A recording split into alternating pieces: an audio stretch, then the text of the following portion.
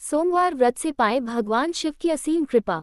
जानें सोमवार व्रत कथा, इसका महत्व और लाभ, सुख शांति के मार्ग पर बढ़ें। सोमवार व्रत कथा। भगवान शिव शीघ्र प्रसन्न होने वाले और बहुत ही भोले स्वभाव के माने जाते हैं, इसीलिए तो उन्हें भोलेनाथ कहा जाता है।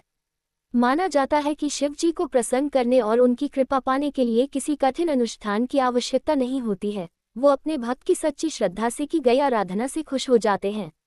सोमवार का व्रत रखने व इस दिन से जुड़ी कथा का पाठ करने से जातक के घोर संकट भी कट जाते हैं। बहुत समय पहले की बात है, किसी नगर में एक साहूकार रहता था।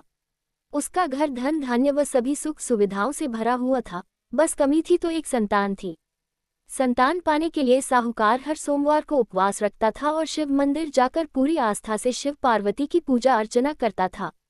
उसकी अटूट भक्ति से मां पार्वती प्रसन्न हुई और भगवान शिव से निवेदन करने लगी, हे स्वामी, आप तो अपने भक्त की पुकार शीघ्र सुन लेते हैं, कृपया साहूकार पर भी दया करें और उसकी मनोकामना पूर्ण करें। माता पार्वती की विनती सुनकर भगवान शिव कहने लगे, हे देवी, हर प्राणी को अपने अच्छे बुरे दोनों कर्मों का फल भोगना ही पड़ता है, यही इस संसार की रीत है। ये सुनकर पार्वती जी साहूकार की मनोकामना पूर्ण करने के लिए शिव जी से हठ करने लगी।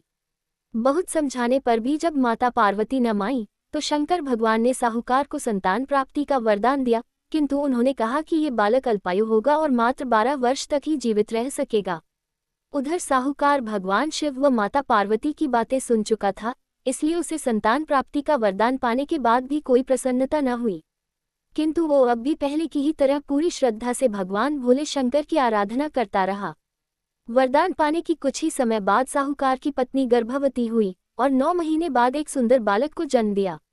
जब बालक 11 वर्ष का हुआ तो साहूकार ने उसके मामा को बुलाकर कहा कि इसे काशी पढ़ने के लिए ले जाओ, तुम लोग रास्ते में यज्ञ व दान पुण्य करते हुए जाना। ये कहकर साहूकार ने उन्हें खूब धन देकर विदा किया। इधर काशी प्रस्थान के बाद मामा भांजे एक गांव से गुजर रहे थे।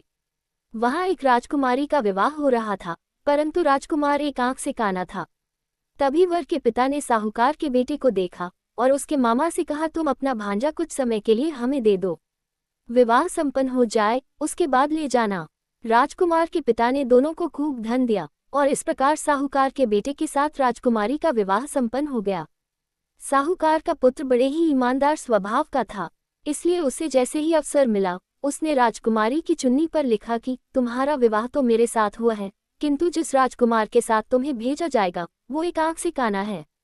जब राजकुमारी ने साहूकार की लिखी पढ़ी तो बोली, स्वामी, मैंने अग्नि को साक्षी मानकर आपके साथ फेरे लिए हैं, अब मैं आपके अलावा किसी और को अपना पति स्वीकार नहीं करूंगी।